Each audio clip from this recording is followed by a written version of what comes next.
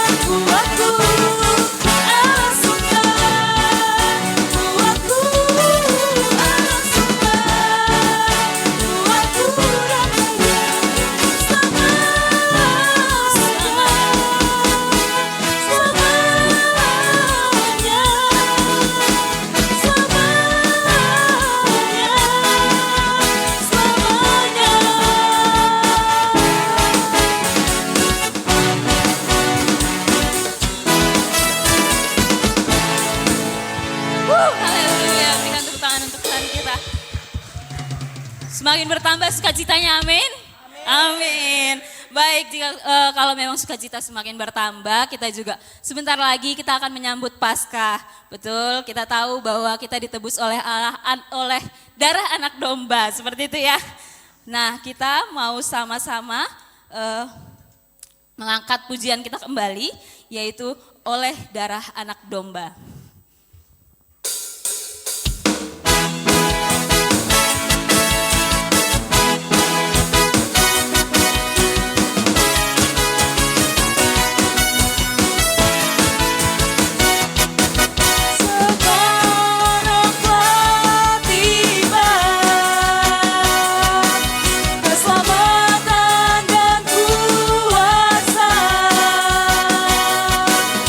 Pemerintahan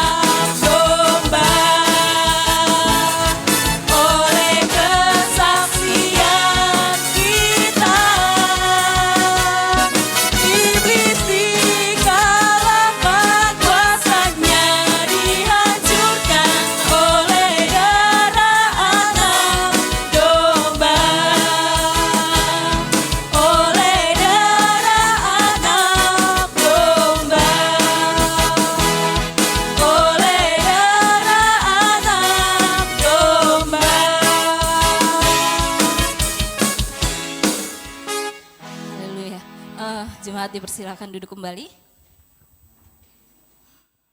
Mohon ditunggu sebentar. Oke, kita mau memasuki ibadah kita. Sebelum kita memasuki ibadah, kita mau doa terlebih dahulu. Tuhan Yesus, terima kasih untuk penyertaan-Mu Bapa di sore hari ini.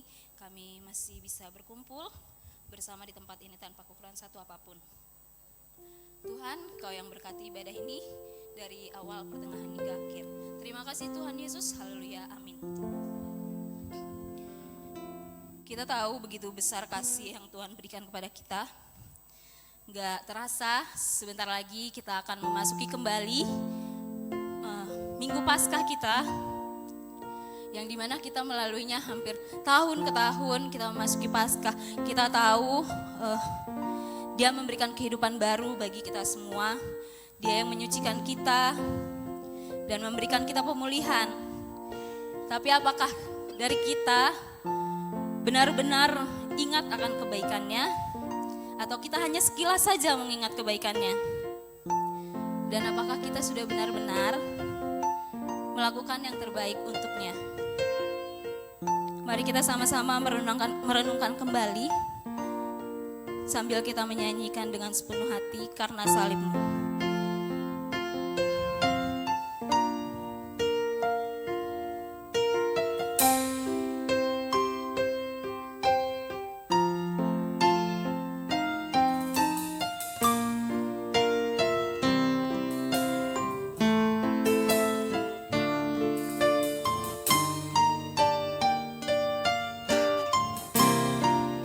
Kita katakan bersama.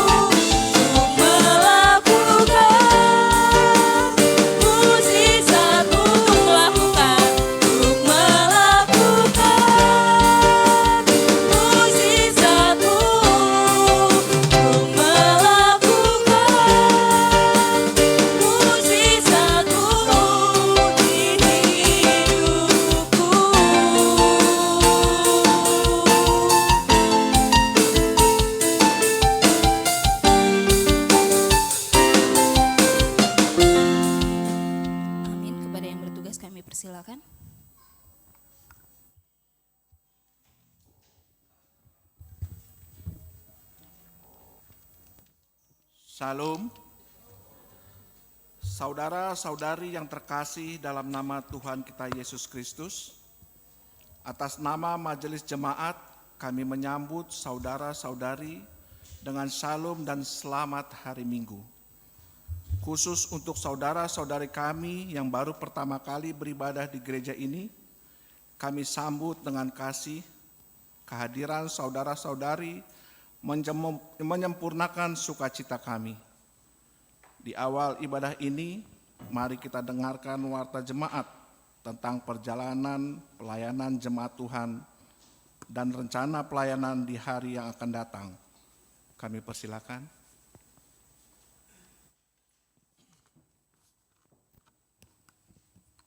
Shalom. Selamat hari Minggu kami ucapkan kepada kita semuanya. Di sini kami membacakan momo dan penekanan momo karena perjalanan gereja kita seminggu ke depan ini. Mari kita buka halaman 11, berita Majelis Runggun. Kepada seluruh jemaat GBKP Runggun Tanjung Priuk, minggu ini tanggal 13 April 2025, kita melaksanakan Minggu Persepuluhan. Mari kita semuanya jemaat Tuhan agar kita semua mengambil bagian dalam perpuluhan ini. 1.2 Sosialisasi penyisipan pemilihan diaken sektor Pademangan dilakukan pada tanggal 8 Mei 2025 dan pemilihan calon diaken di sektor Pademangan dilakukan tanggal 15 Mei 2025.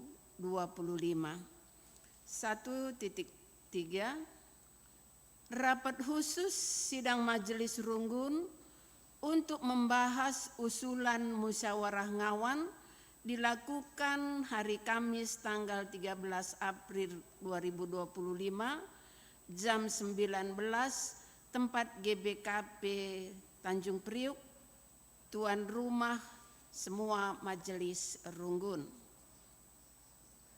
1.5 Jadwal Pekan Suci Paskah. Kebaktian Kamis Sibadia di Runggun GBKP Tanjung Priuk dilakukan pada hari Kamis tanggal 17 April 2025. Tema Yesus Engorbahan Siman Usihan. Jam 17.30, tempat GBKP Tanjung Priuk. Pembicara Pendeta Maria Sinta Buru Sembiring. Kebaktian Jumat Simbelin GBKP Tanjung Priuk dilaksanakan pada hari Jumat tanggal 18 April 2025. Temanya Turi-turin kematian Yesus. Dilakukan jam 7 pagi, tempat GBKP Tanjung Priuk. Pembicara pendeta kita, Pendeta Lit Malem Berusinulingga. Kebaktian Sabtu Pengharapan GBKP Runggun Tanjung Priuk dilakukan pada hari Sabtu tanggal 19 April 2025. Tema Yesus dikuburkan. Jam 18.30, tempat di Gereja GBKP Tanjung Priuk. Pembicara Pendeta Togu Persadan Munte. Kebaktian Minggu Paskah GBKP Runggun Tanjung Priuk dilakukan pada hari Minggu tanggal 20 April 2025. Temanya persembahan syukur atas kebangkitan Kristus. Dilakukan jam 8 pagi, tempat Jambur Mergasi 5 Cibubur. Pembicara Pendeta Irwansah Brahmana. 1.5 Dompet untuk mobil gereja GBKP Tanjung Priuk atau mobil PKPW Mari sama-sama kita dengan sukacita memberikan sebagian rezeki kita untuk menambah pembelian mobil ini. Bisa kita lakukan per minggu, per bulan, per tahun, sekali saja pun bisa, asal kita semua mengambil bagian. Dan bisa kita lihat di dalam Momo saudara-saudara kita yang sudah mentransfer dana untuk pembelian mobil PKPW ini. Mari kita lihat halaman seterusnya, karena Moria ya. Perayaan HUT Tim Doa Moria yang ke-24 dilakukan pada hari Jumat tanggal 18 April 2025 jam 15 WIB Ingan GBKP Tanjung Priuk, pembicara pendeta sahabat Perangin-Angin. Kita lihat halaman seterusnya, Zaitun. Perayaan HUT Zaitun ke-10 Klasis Jakarta Banten dilakukan hari Sabtu tanggal 17 Mei 2025, tempat Gedung Pertamina Jakarta, dress code seragam Zaitun. Bagian 2, Panitia HUT Zaitun mengundang Zaitun Tanjung Priuk dan Tugu untuk mempersembahkan pujian. Untuk itu diadakan latihan pada hari Selasa tanggal 15 April 2025 jam 15.30, tempat di gereja. Peserta Zaitun GBKP Tanjung Priuk dan Tugu, diharapkan kehadiran semua Zaitun. Halaman seterusnya, berita pemberkatan nikah Momo yang pertama.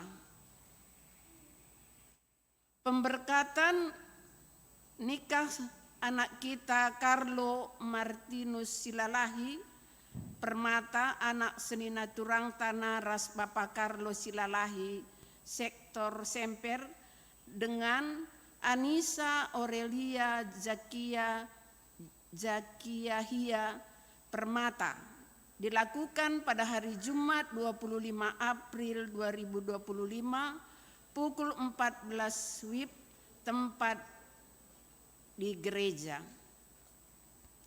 Berita Diakonia Runggun. Yang pertama, berita sakit.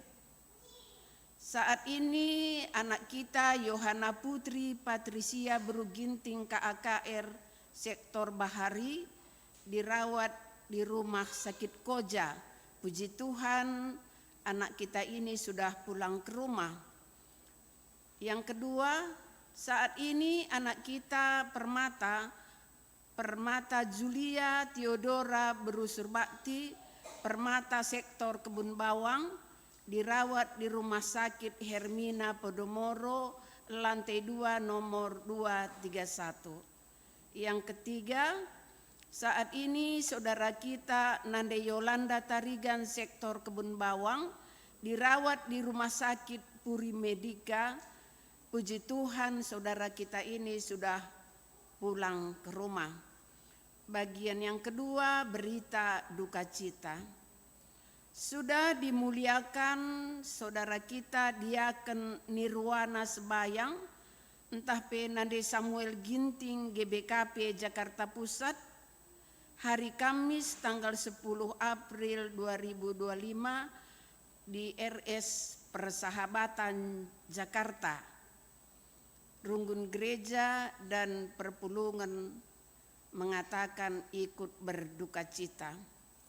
Berita penghiburan secara klasis sesuai dengan warta jemaat beberapa minggu yang lewat, maka untuk memberikan kata pengapulman keluarga naras almarhum Peri Ginting, entah penaras Bapak Nathan Ginting GPKP Kebayoran Lama, dilakukan pada hari Senin 14 April 2025 jam 19 WIB, tempat GBKP Kebayoran Lama. Yang bertugas ke sana yaitu sektor Pademangan dan Lanji. Seterusnya di sini kami membacakan saudara kita yang berulang tahun tanggal 7 sampai 13 April. Kepada saudara kami yang berulang tahun dari tanggal 7 sampai 13 April, kami panggil berdiri di tempat. Yang tadi pagi sudah dipanggil, kami tidak panggil lagi ya. Permata Leticia Valeri Brutarigan sektor Sunter. Nande Tito Sembiring sektor Sungai Bambu. Nande Aloina Surbakti sektor Bahari. Nande Sri Ginting sektor Cempaka Putih. Javier Ebanta Cebangun sektor Lanji. Nade Sindi Tarigan sektor Bahari. Bapak Butet Sitepu sektor Pademangan. Bapak Santo Sembiring sektor Lanji. Kita masuk ke ulang tahun pernikahan. Yang pertama, Bapak Maria Sitepu sektor Cempaka Putih. Rukun gereja mengucapkan selamat bertambah usia, selamat bertambah usia pernikahan. Tuhan memberkati, bertambah-tambah sukacita dan damai sejahtera. Terima kasih, Tuhan Yesus memberkati.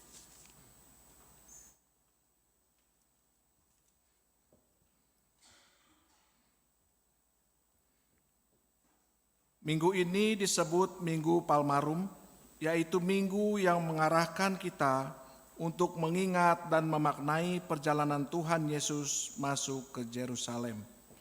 Dia menunggang keledai, bukan kuda. Hal ini memberi makna bahwa kedatangannya membawa damai.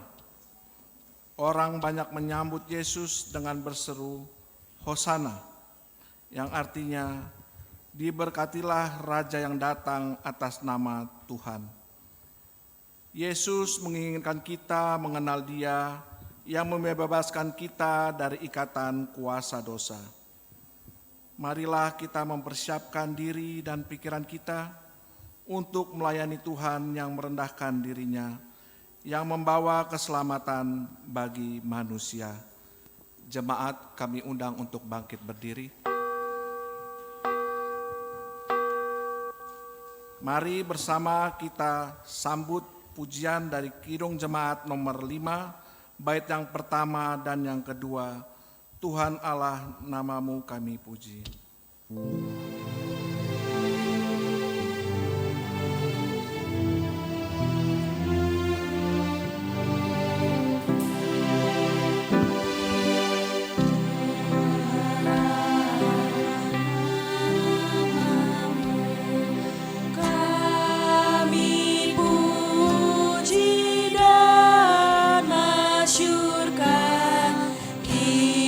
Isi dunia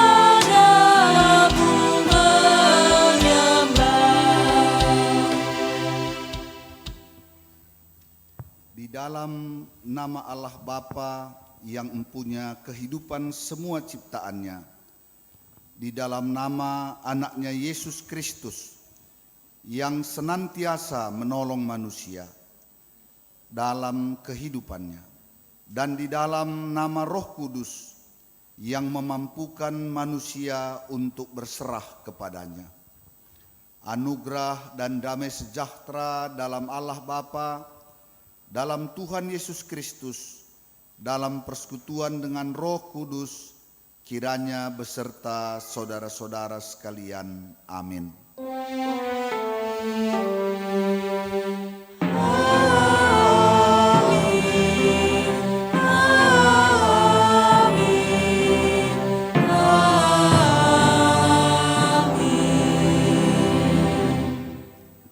Berita tentang perbuatan dan kehendak Allah berdasarkan Yeremia 31 ayat 12. Mereka akan datang bersorak-sorak di atas bukit Sion, muka mereka akan berseri-seri karena kebajikan Tuhan, karena gandum, anggur dan minyak, karena anak-anak kambing domba dan lembu sapi. Hidup mereka akan seperti taman yang diairi baik-baik. Mereka tidak akan kembali lagi merana. Kita sambut firman Tuhan dengan memuji Tuhan dari Kidung Jemaat nomor 2 bait yang pertama dan kedua.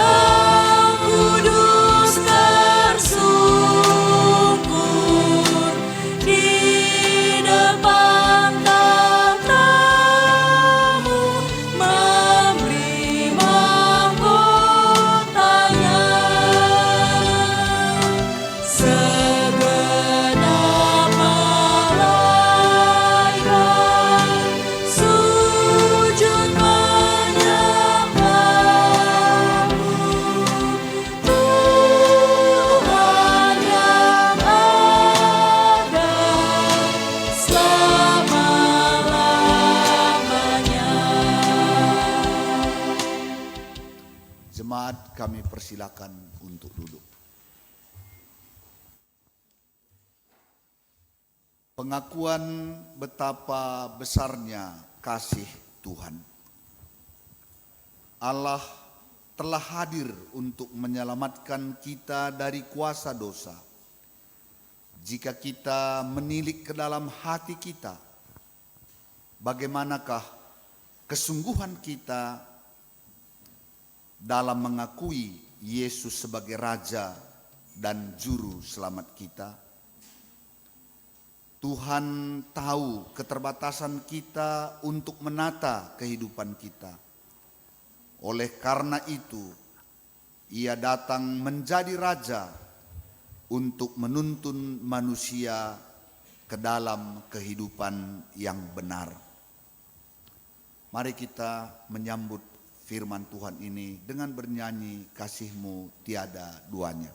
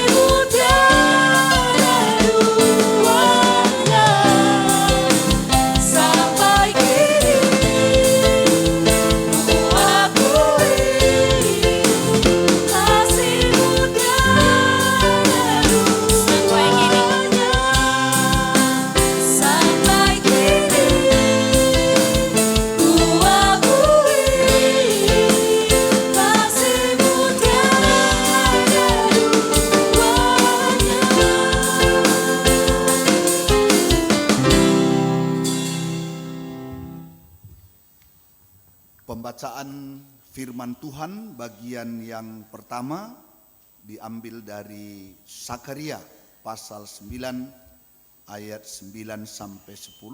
Kepada kita yang ditetapkan untuk membacakannya, kami persilakan.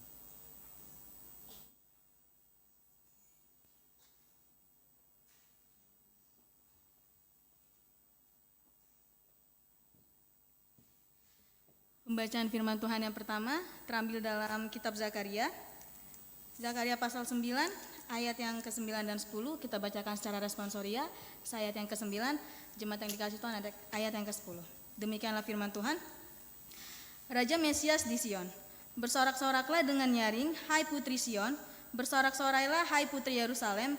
Lihat, rajamu datang kepadamu, ia adil dan jaya. Ia lemah lembut dan mengendarai seekor keledai beban yang mudah. Ia akan melenyapkan kereta-kereta dari Efraim dan kuda-kuda dari Yerusalem.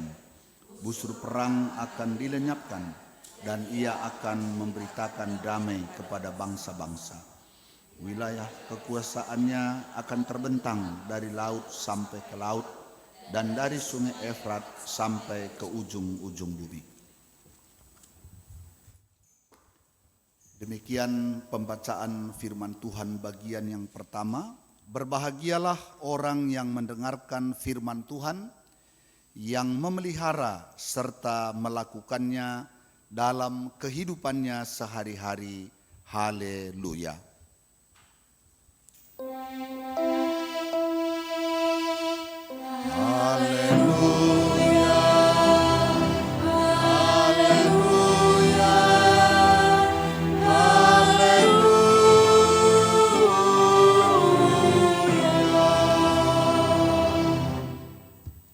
Sebelum kita mendengarkan firman Tuhan, mari kita bersatu di dalam doa.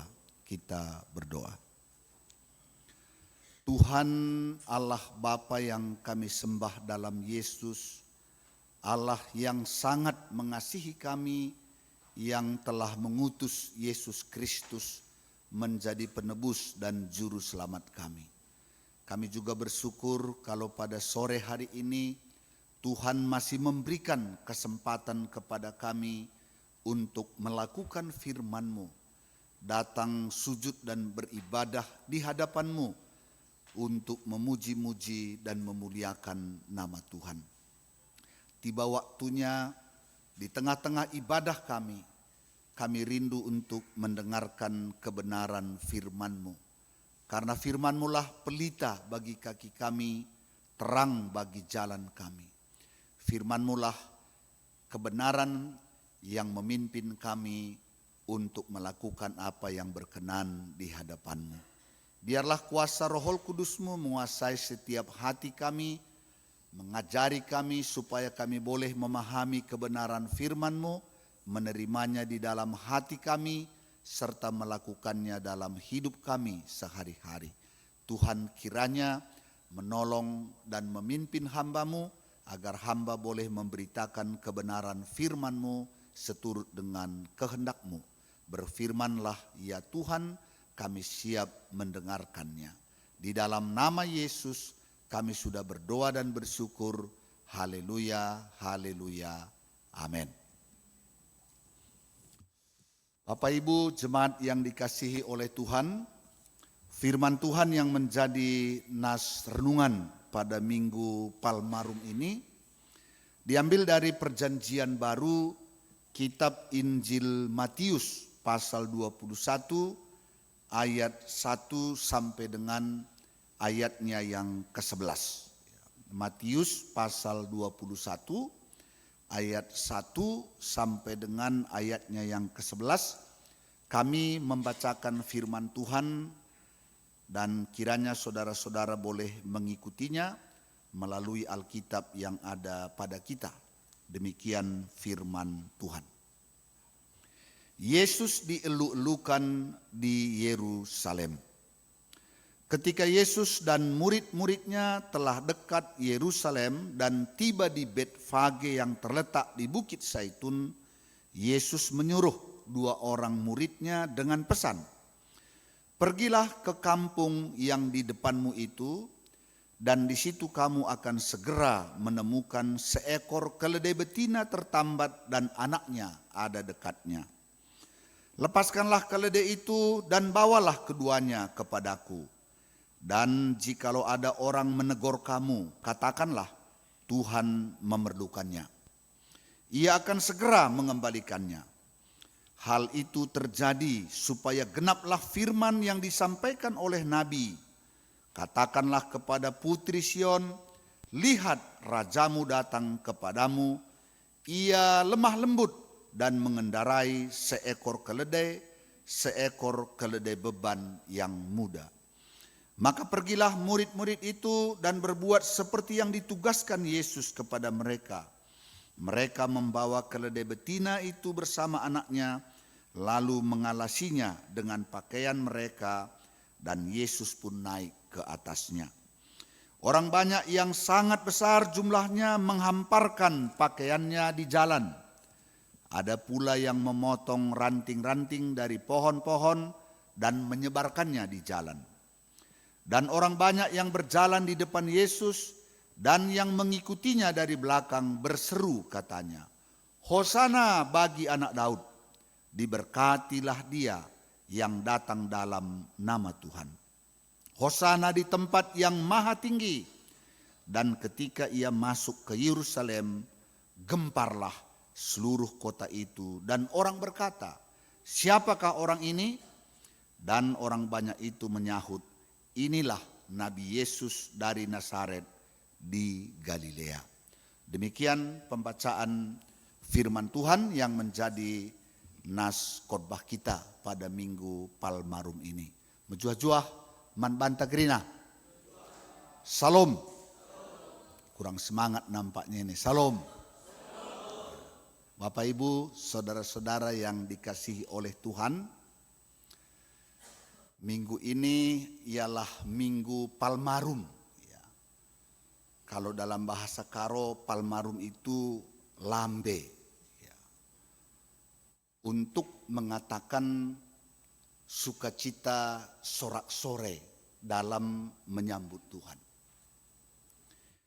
Baru-baru ini negara kita memperingati yang namanya Hari Idul Fitri. Dan biasanya karena ini hari besar yang dirayakan hampir 90% penduduk kita, wah itu selalu disiarkan di TV. Nah minus 10, artinya 10 hari lagi akan ada Hari Idul Fitri. Minus 5, minus 3, jadi mereka semakin semangat, semakin dekat harinya, semakin terasa kegembiraan mereka untuk menyambutnya. Ya. Palmarum ini minus 5 menjelang hari kematian. Ini kan beda. Ya. Minus 5 menjelang penyaliban. Dan Yesus tahu persis tentang penyaliban itu. Karenanya dia sudah menyampaikan kepada murid-muridnya bahwa dia tidak akan lama lagi bersama-sama dengan mereka. Ya. Bagaimana kira-kira perasaan Yesus yang sudah mengetahui bahwa hari penyaliban itu sudah dekat? Ini kan sering juga menjadi perenungan bagi kita. Ya. Bagaimana sebenarnya sikap manusia ketika mengetahui tentang hari kematiannya? Yang saya pelajari di Alkitab, ada 3 sikap orang-orang yang ketika tahu bahwa hari kematiannya itu sudah dekat. Ada 3. Ya. Biasanya misalnya kalau seseorang sakit kemudian setelah didiagnosa, nah ternyata hasilnya penyakitnya itu serius dan menurut kemampuan medis bahwa tidak bisa lagi diobati. Ya, mungkin dengan alasan terlambat atau ini penyakit yang memang belum ditemukan obat penangkalnya. Dan menurut perkiraan usia orang yang mengidap penyakit itu paling lama 2 bulan lagi. Kira-kira bagaimana biasanya respon kita terhadap itu? Yang saya tahu secara umum menolak, nggak percaya. Apa ini benar? Dan terus berusaha menolak bahwa itu tidak benar-benar nyata di dalam hidupnya. Ini biasa seperti itu. Ya. Dan ada orang sampai dia meninggal tetap tidak bisa menerima. Nah, biasanya kalau orang-orang punya sikap seperti ini, kalau didiagnosa misalnya dia bisa bertahan 3 bulan lagi, biasanya 20 hari lagi udah mati. Kenapa? Karena orang-orang yang tidak bisa menerima, biasanya makanan yang diberikan yang manis pun rasanya pahit. Jadi nggak bisa tidur, apapun diberi tidak bisa masuk. Ya, tentu yang seharusnya 3 bulan ya jadi 20 hari. Nah ini sikap yang pertama ini dalam pengalaman pelayanan saya menjumpai beberapa begitu. Tapi ada juga yang kedua, yang awalnya dia menolak, tidak mau menerima kenyataan, tapi pada akhirnya dia bisa menerima dan melihat bahwa sekalipun Tuhan izinkan itu, dia tahu bahwa itu rancangan Tuhan yang terbaik. Sehingga sisa hari yang mungkin bisa dihitung, dia bisa nikmati, bahkan dia pakai untuk hal-hal yang membangun orang lain. Wah, ini hebat.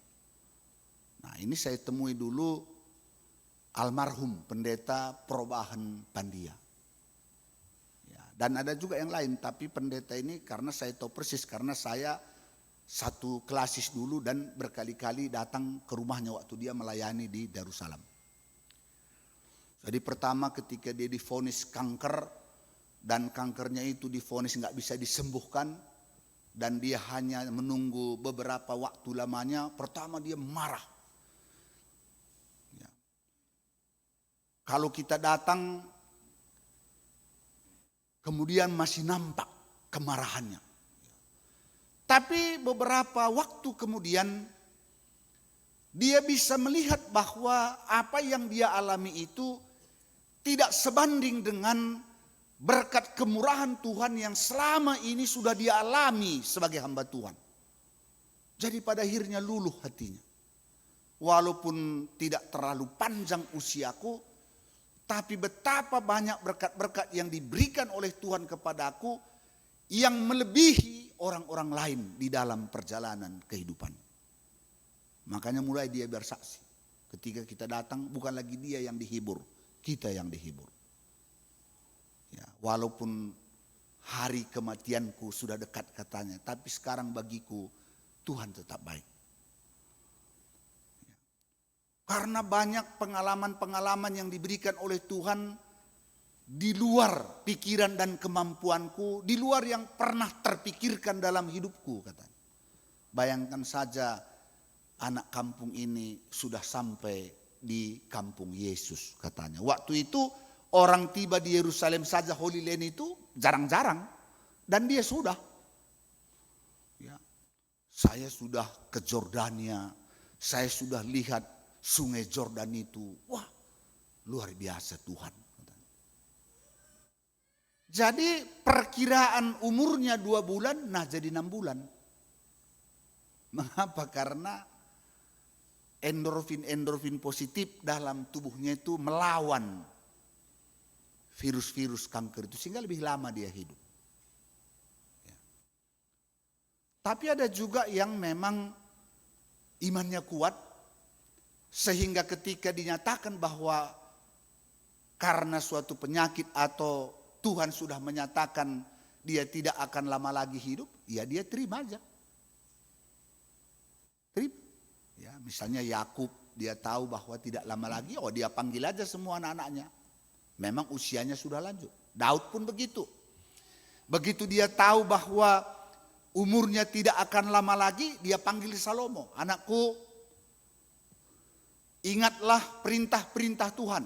Aku sebentar lagi akan dikumpulkan bersama dengan nenek moyangku. Karena itu patuhlah, taatlah kepada firman Tuhan. Supaya apa yang dijanjikan oleh Tuhan kepadaku dan keluargaku, kepadamu akan digenapi. Jadi dia siap. Ya. Dia menerima itu sebagai suatu kebahagiaan. Termasuk Paulus. Dia katakan bahwa harinya aku menghadap Tuhan itu sudah dekat. Aku akan masuk ke garis finish dan aku telah memegang iman. Jadi dia tenang. Sehingga waktu yang tinggal sedikit lagi itu pun bisa dinikmati. Nah inilah Yesus. Kalau kita gimana kira-kira? Kalau dikatakan 5 hari lagi kita mati. Barangkali kalau dikasih durian pun jadi nggak mau lagi kita kan. Apa itu? Jauh-jauh semua itu. Coba. Kalau dikasih ayam yang enak pun ngapain lagi makan? Orang 3-5 hari lagi. Ya. Tapi Yesus tahu bahwa -5 hari penyalipannya, dia tahu bahwa itu pun saat-saat menggenapi apa yang sudah dinubuatkan oleh Tuhan. Ya. Bapak Ibu saudara-saudara yang dikasihi oleh Tuhan, seperti nas firman Tuhan yang telah dibacakan tadi, ketika dia dan murid-muridnya sudah dekat ke Yerusalem dan tiba di Betfage, Yesus menyuruh 2 orang muridnya untuk pergi ke kampung yang ada di depannya.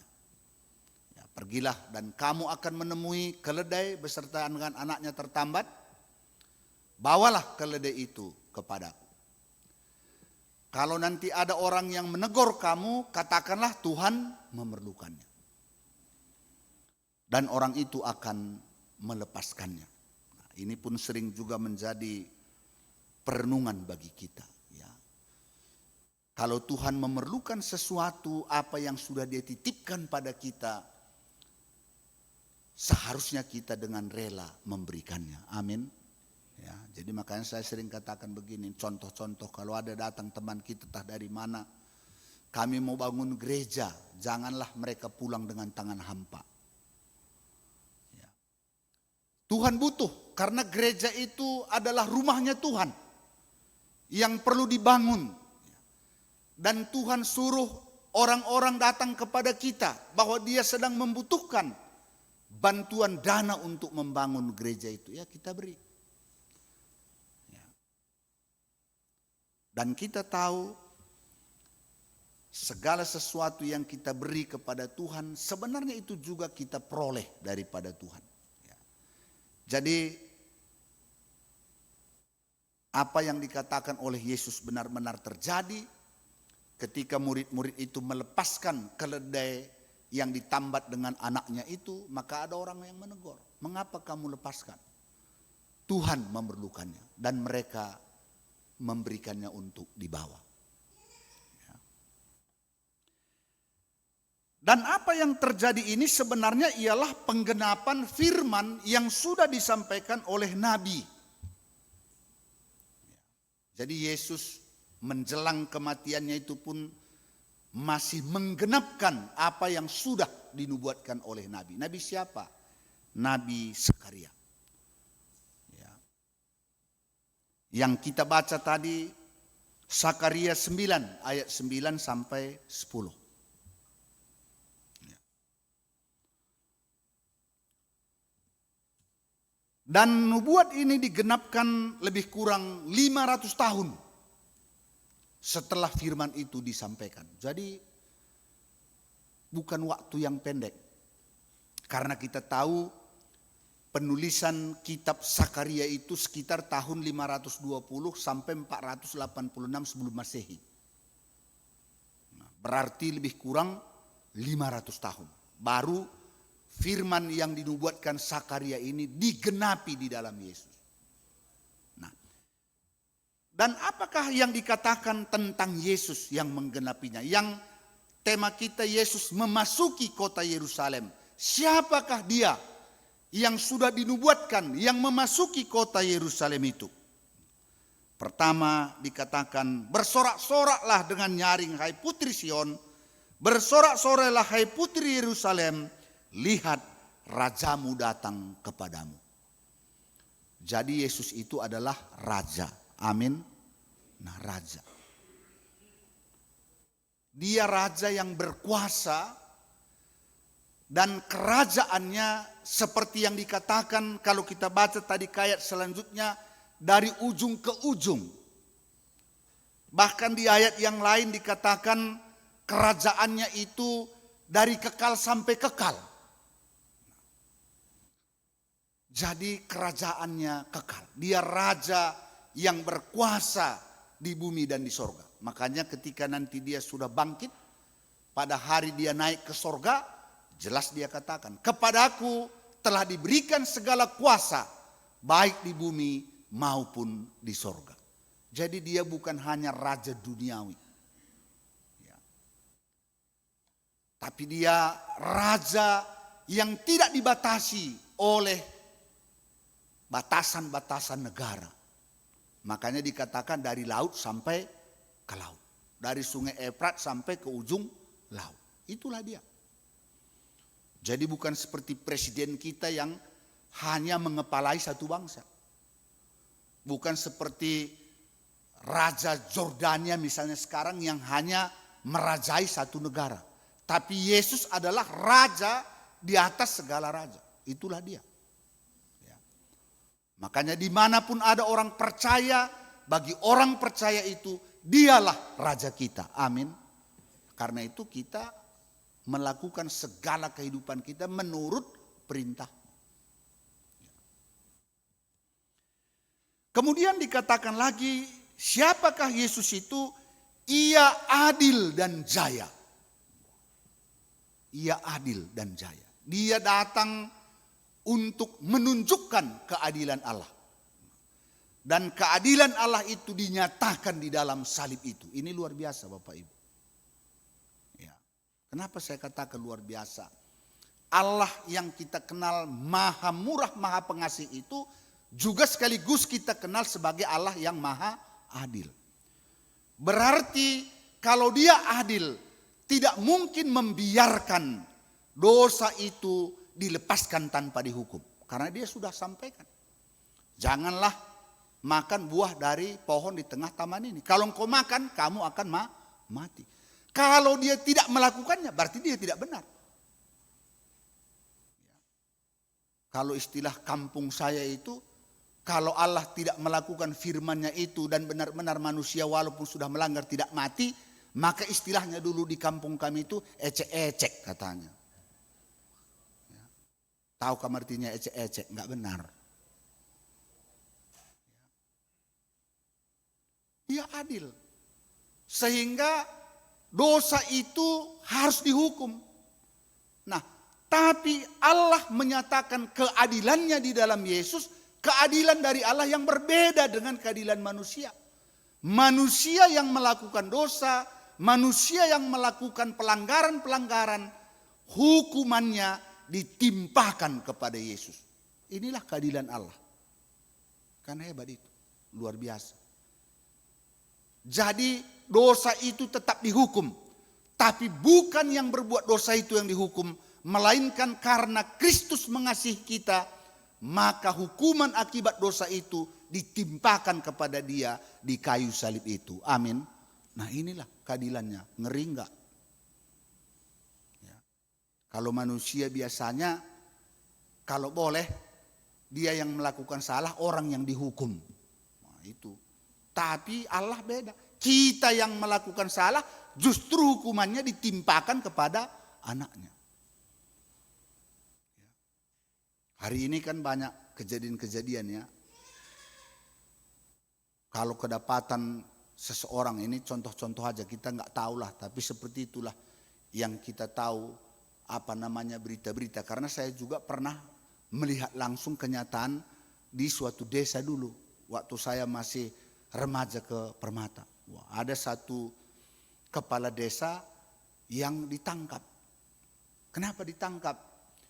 Karena dulu ada namanya dana reboisasi, penghijauan. Ya. Dan dana penghijauan itu seharusnya dipergunakan untuk menanam pinus di bukit-bukit lereng-lereng yang gundul. Nah, tapi ternyata uang reboisasi itu dimakan, dikorupsi istilah sekarang. Nah, suatu waktu datang penyelidik. Kemana dibuat uang reboisasi itu? Wah, kita sudah tanam, Pak. Di mana kamu tanam? Ditunjukinya lah pinus orang lain, kan begitu, bukan pinusnya, tapi ditunjuk asal ada pinus yang hidup. Itu katanya itu. Tapi walaupun sudah ditunjukkan semua pinus itu, ternyata masih kurang dari apa yang seharusnya diberikan. Sehingga dia harus ditangkap. Sebenarnya bukan dia pelakunya. Ada istilah sekarang, aktornya yang lebih hebat, kan begitu. Wah, tapi datang kata aktor itu, kau aja lah yang dihukum. Nanti kalau kau masuk penjara, akulah nanti yang ngurus supaya bisa kau cepat keluar, katanya. Kalau aku nanti masuk penjara, bisa nggak kau keluarkan, katanya. Kan jadi bingung orang yang rendah itu kan. Jadi kau aja, kalau kau masuk penjara, padahal yang melakukan kesalahan ini bosnya ini. Tapi kau masuk penjara. Nanti kalau kau masuk penjara, kau urus nanti biar cepat kau keluar. Wah, ini keadilan manusia. Ya. Percaya pula bapak itu kan dialah masuk penjara. Tapi mungkin jantungnya nggak tahan, nggak lama setelah masuk penjara mati dia, kan begitu. Belum sempat dikeluar udah mati ya. Nah, itulah keadilan manusia. Kita ini kan begitu, walaupun kita yang salah, maunya orang yang dihukum. Berbeda dengan keadilan Yesus. Kita yang salah justru dia memberi dirinya dihukum supaya kita dibebaskan. Supaya lewat kematiannya kita diselamatkan. Bahkan Paulus mengatakan supaya oleh kemiskinannya kita semua diperkaya. Ini hebat. Ia jaya, artinya tidak bisa kalah. Kenapa tidak bisa kalah? Karena dia diurapi oleh Tuhan. Percayalah, orang-orang yang diurapi tidak bisa kalah. Orang-orang yang disertai oleh Roh Kudus tidak bisa dikalahkan. Dia pasti jaya. Dan ini yang kita lihat Yesus. Kemudian dia lemah lembut mengendarai seekor keledai. Jadi dia bukan datang dengan keperkasaan, bukan menunggang kuda perang, bukan memakai kereta-kereta perang. Tapi justru dengan lembut. Supaya kita mengikut dia sebagai Tuhan dan Juru Selamat. Jadi bukan dengan kekerasan. Bukan dengan perang menaklukkan orang. Bukan dengan memaksa supaya kita menjadi pengikutnya. Tapi dengan lembut. Ya. Makanya ada lagu Kidung Jemaat itu kan. Sungguh lembut Tuhan Yesus memanggil. Memanggil aku dan kau. Jadi dengan lembut. Bukan dengan perang. Jadi siapa yang Yesus rajanya, kekerasan pasti nggak ada padanya. Karena Yesus sebagai raja bukan raja yang menjalankan kekuasaannya dengan kekerasan. Ya. Jadi kalau hari ini Bapak Ibu, mengapa Israel masih menyerang Gaza dengan alat-alat perang? Wah, karena mereka belum menerima Yesus. Kalau mereka sudah menerima Yesus, pastilah mereka tidak akan melakukan lagi dengan kekerasan. Makanya lihat saja orang-orang yang belum menerima Yesus, cara kepemimpinannya selalu dengan kekerasan. Menundukkan orang dengan mengalahkan. Ya.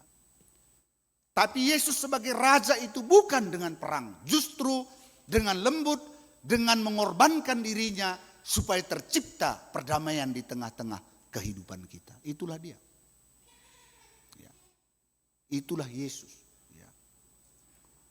Oleh karenanya, ketika Yesus datang ke Yerusalem, semua penduduk Yerusalem bersorak-sorai. Hosana, diberkatilah dia di dalam nama Tuhan. Jadi euforia yang luar biasa Kalau dikatakan dalam bahasa Karo, kan tadi dalam bahasa Indonesia kan dikatakan gempar, kan begitu. Kalau dalam bahasa Karo, guntar kuta Yerusalem, wah itu. Ya. Jadi bahasa Karo ini ada beberapa bahasa memang sedap. Ya, kalau bahasa Karo ini mengucapkannya. Tapi kalau dibilang guntar, membacanya pun nggak bisa guntar. Guntar, wah jadi orang yang mendengar pun langsung gempar gitu kira-kira. Ya, jadi guntar. Kenapa? Siapa ini? Ya. Dialah Nabi Yesus dari Nazaret di Galilea. Nah, kenapa mereka begitu antusias menyambut kedatangan Yesus? Karena sebenarnya mereka telah lama menantikan, telah lama mengharapkan kedatangan Mesias itu, yaitu Mesias duniawi yang bisa membebaskan mereka pada waktu itu dari kekuasaan Romawi. Ya, begitu makanya mereka semangat sekali. Kenapa semangat sekali? Karena pikiran mereka itu Mesias yang dijanjikan oleh Allah itu Mesias duniawi. Yang akan datang seperti Musa yang bisa membawa orang Israel keluar dari Mesir. Seperti Daud yang sebagai raja memerangi bangsa-bangsa di sekitarnya sehingga menjadi Israel yang jaya, Israel yang raya. Seperti itulah harapan mereka.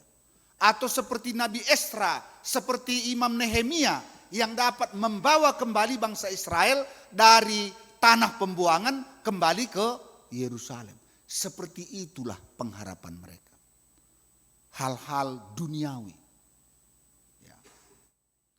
Karena itulah ketika di hari Jumat itu waktu Yesus ditangkap dan dia tidak melawan dan dia tidak menjawab pertanyaan-pertanyaan, bahkan dipukul sampai diberikan mahkota duri, mereka menolaknya. Kenapa?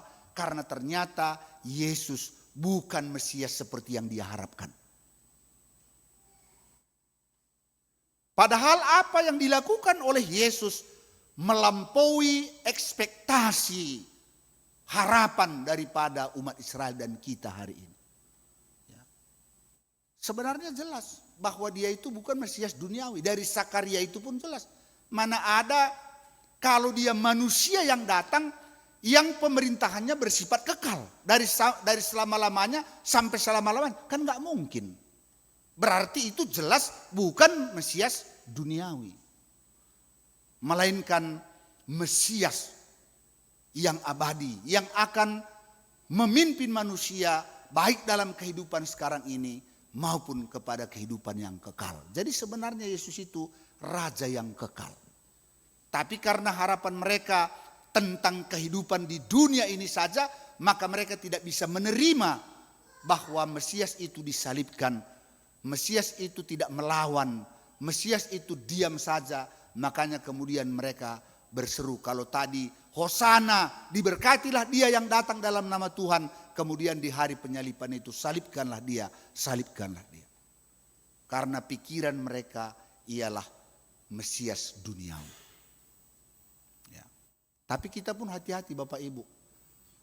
Susah untuk merubah apa yang sudah ada di dalam pikiran kita. Kalau sudah di dalam pikiran kita tentang sesuatu begini-begini, walaupun kenyataannya nggak begitu, nggak bisa kita terima, walaupun sudah di depan mata kita, itulah manusia. Ya. Jadi jangan kita pikir mudah merubah pikiran kita, tidak. Ya.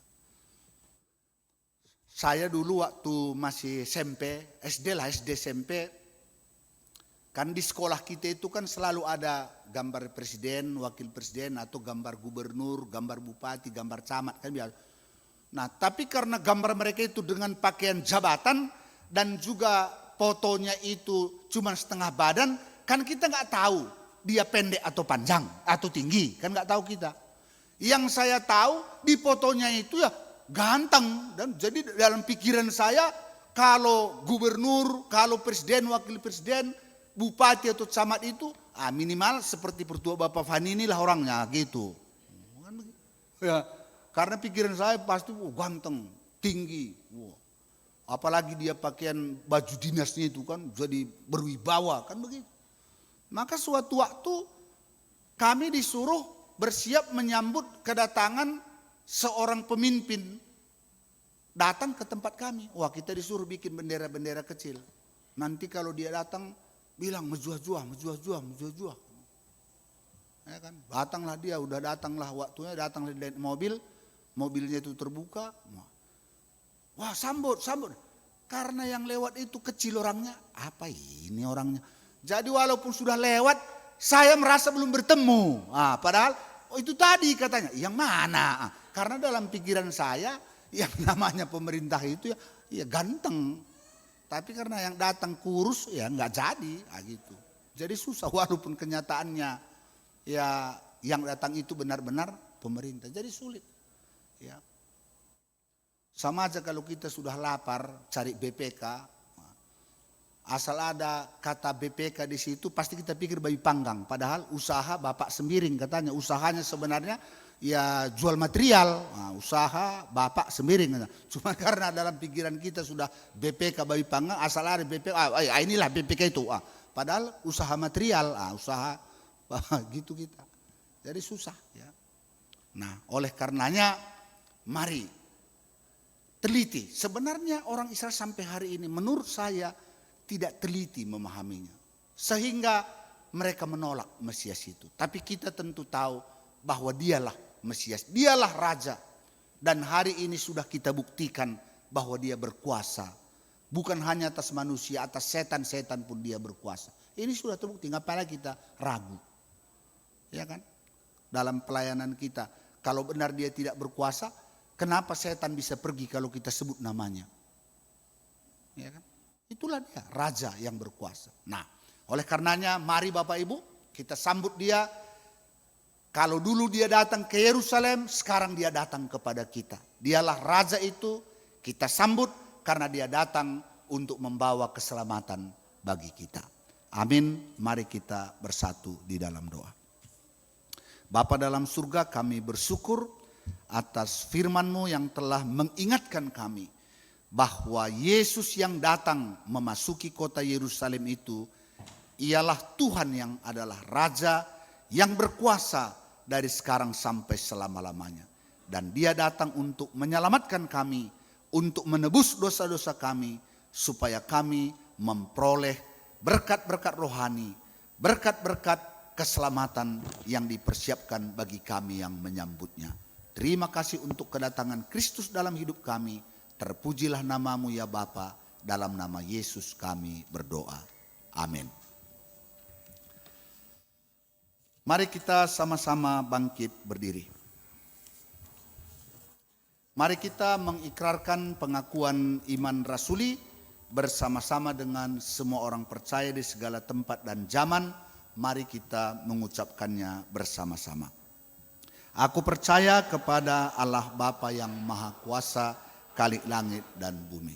Aku percaya pada Yesus Kristus, anaknya yang tunggal Tuhan kita, yang dikandung daripada Roh Kudus, lahir dari anak darah Maria, yang menderita sengsara di bawah pemerintahan Pontius Pilatus, disalibkan, mati dan dikuburkan, turun ke dalam kerajaan maut, pada hari yang ketiga bangkit pula dari antara orang mati, naik ke sorga, duduk di sebelah kanan Allah Bapa yang Maha Kuasa, dan akan datang dari sana untuk menghakimi orang yang hidup dan yang mati.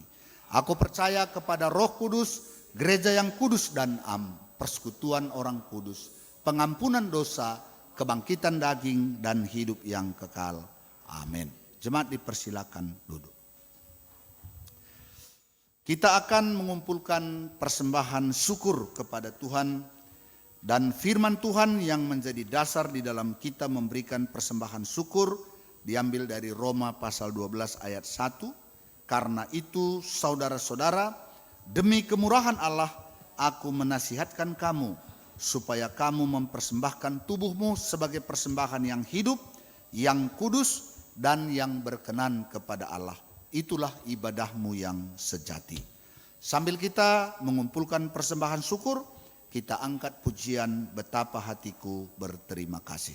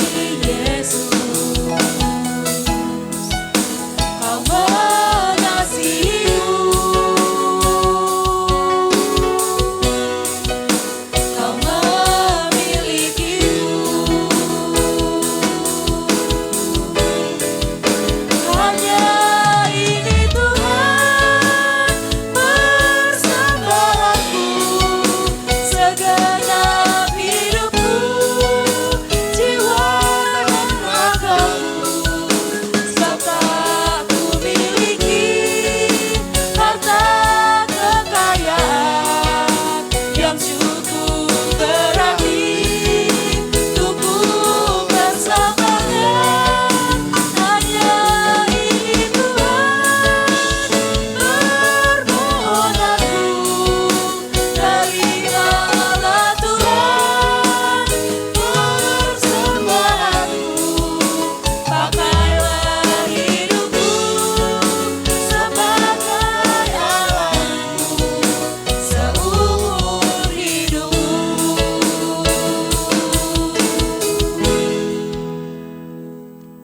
Mari kita bersatu di dalam doa persembahan dan syafaat kita. Kita berdoa. Bapa dalam surga, kami bersyukur atas berkat-berkat-Mu yang boleh kami terima dalam hidup kami, dan sebagai ungkapan syukur kami, sebahagian kami persembahkan di hadapan-Mu.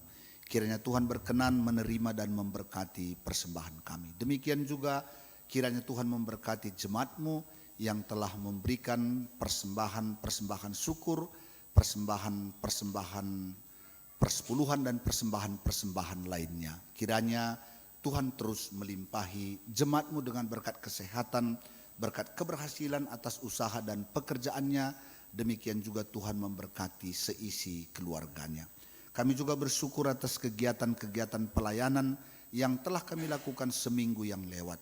Dan di minggu ini kami akan memasuki kegiatan pelayanan dalam rangkaian Paskah.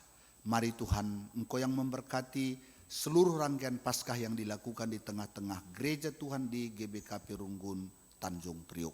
Mulai dari Kamis Putih, Jumat Agung, Sabtu Pengharapan, dan Minggu Paskah, biarlah Tuhan yang memberkati.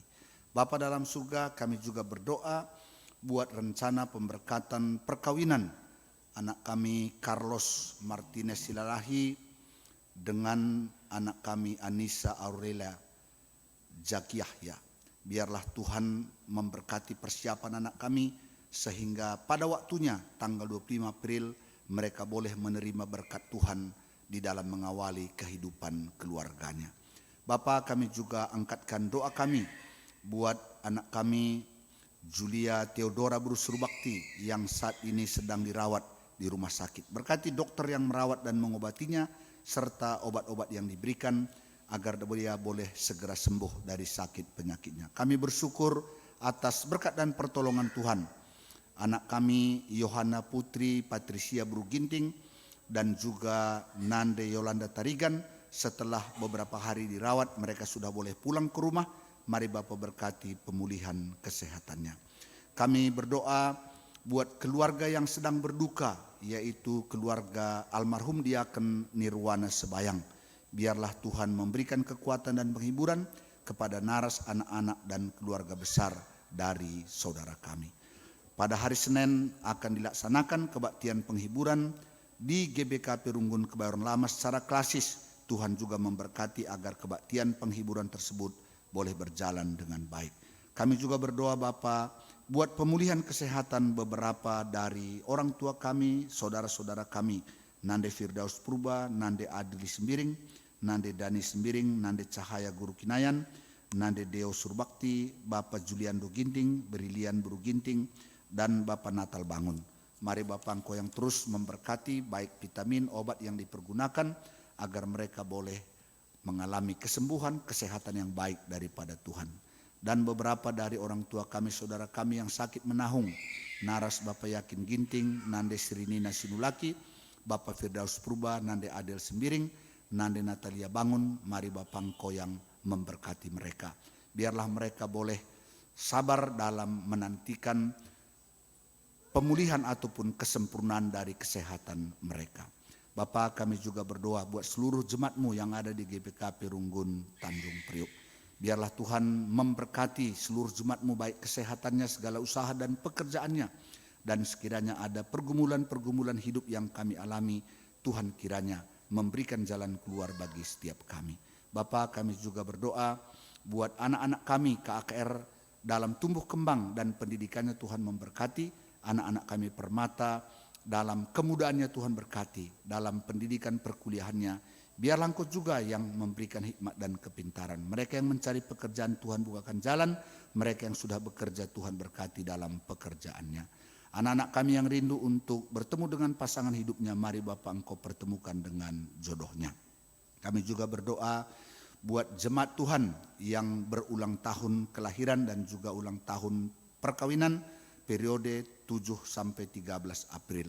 Biarlah dengan bertambahnya usianya, bertambah-tambah kasih karunia, berkat kemurahan, kebaikan Tuhan atas kehidupannya. Bapa, kami juga berdoa buat BPMK, Modramen, PGI, dan juga seluruh lembaga-lembaga gereja Tuhan yang ada di Indonesia ini. Biarlah semuanya boleh melakukan tugas gereja di tengah-tengah pelayanannya. Bangsa dan negara kami serahkan kepadamu, berikan hikmat dan kepintaran kepada pemerintah kami dalam menjalankan kuasa pemerintah untuk mendatangkan kebaikan kesejahteraan bagi rakyat Indonesia.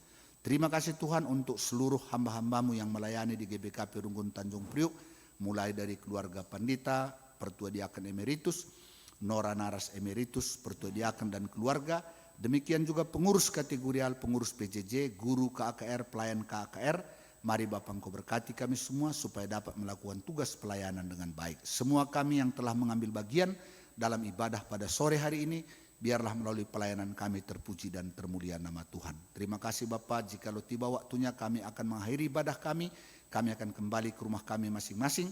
Biarlah pada sore malam hari ini kasih karunia Tuhan tetap beserta kami. Inilah doa kami Bapa, ampunkan kami atas salah dosa kami, karena kami datang berdoa dalam nama Yesus Tuhan dan Juru Selamat kami yang hidup. Amin. Kita akan mengakhiri ibadah kita, jemaat kami undang untuk bangkit berdiri. Mari kita mengucapkan tekad kita secara responsoria. Yesus telah datang menjadi Raja yang berkuasa bagi kita. Selamanya Ia tidak terkalahkan oleh dunia ini. Di dalam Dialah kita memperoleh sukacita serta keselamatan. Aku hendak menjadikan Yesus menjadi Raja dalam hidupku, agar aku tidak kalah oleh kuasa dosa. Yesus telah datang menjadi Raja yang membebaskan manusia dari kuasa dosa dan pikiran yang menyesatkan. Jadikanlah Ia Raja dalam hidupmu dan saksikanlah kebaikannya. Syukur kepadamu ya Tuhan, karena aku telah melihat karya Tuhan yang membebaskan aku dari kuasa dosa. Aku akan bersaksi bahwa Yesus adalah Raja yang menguasai pikiran dan perbuatanku. Untuk meneguhkan tekad kita kepada Tuhan, kita angkat pujian dari Kidung Jemaat nomor 376, Ikut Dikau Saja.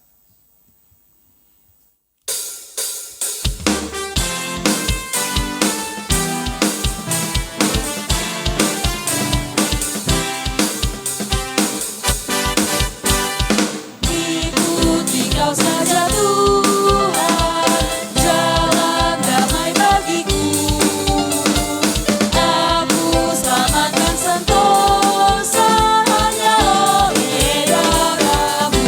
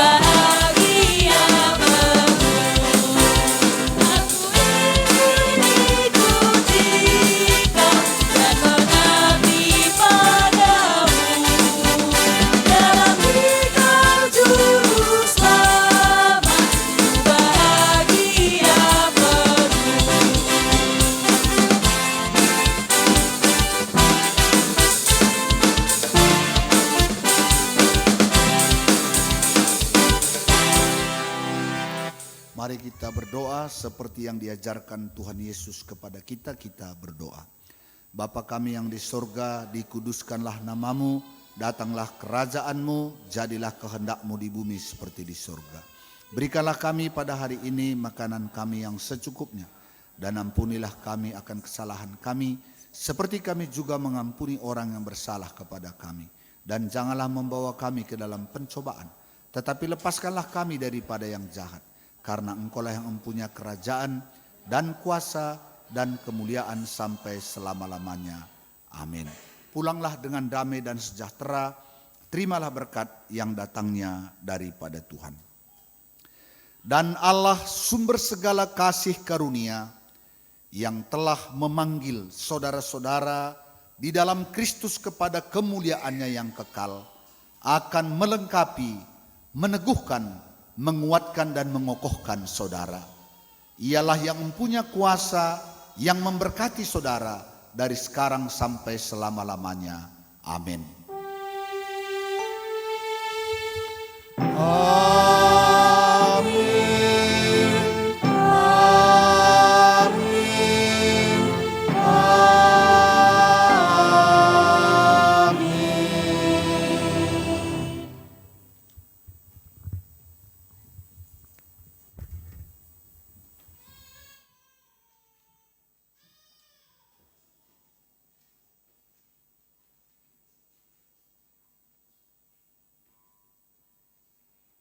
Terpuji nama Tuhan, rangkaian ibadah kita pada minggu sore ini sudah dapat berjalan dengan baik. Sebelum kita meninggalkan rumah Tuhan ini, mari kita masuk dalam saat teduh. Saat teduh kita mulai.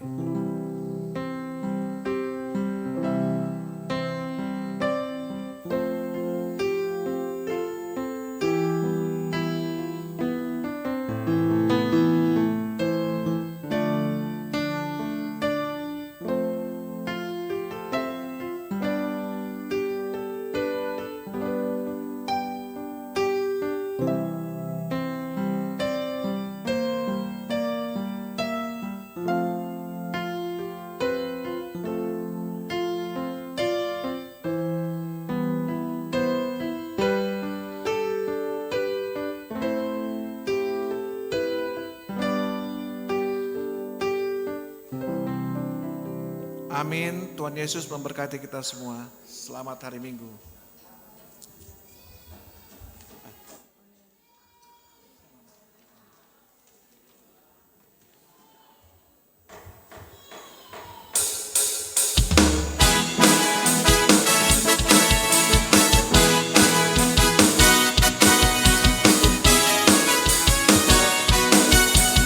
Ya, untuk kita pelayan minggu ini, semua perwakilan dan pelayan